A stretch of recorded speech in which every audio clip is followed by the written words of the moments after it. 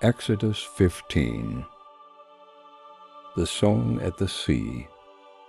Then Moses and the children of Israel sang this song to Yahweh, and said, I will sing to Yahweh, for he has triumphed gloriously. The horse and his rider he has thrown into the sea. Yahweh is my strength and song. He has become my salvation. This is my God, and I will praise him, my father's God, and I will exalt him.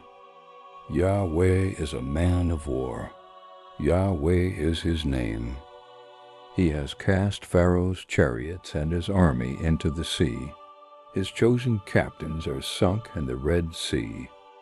The deeps cover them. They went down into the depths like a stone. Your right hand, Yahweh, is glorious in power. Your right hand, Yahweh, dashes the enemy in pieces.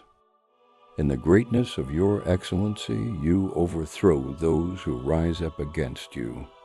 You send forth your wrath. It consumes them as stubble. With the blast of your nostrils, the waters were piled up. The floods stood upright as a heap.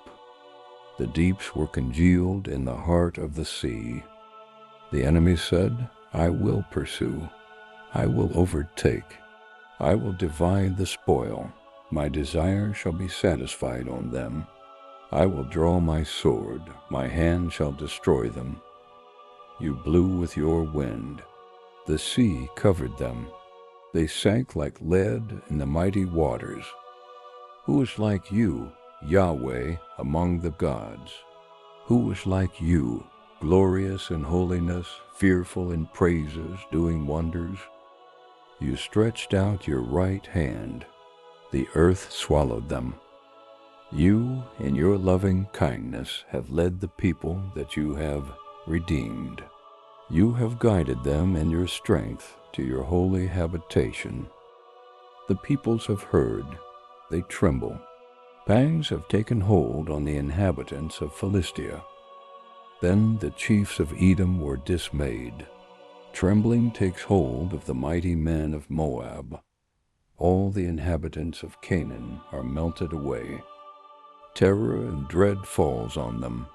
By the greatness of your arm they are as still as a stone until your people pass over, Yahweh, until the people pass over who you have purchased. You shall bring them in and plant them in the mountain of your inheritance, the place, Yahweh, which you have made for yourself to dwell in, the sanctuary, Lord, which your hands have established. Yahweh shall reign forever and ever.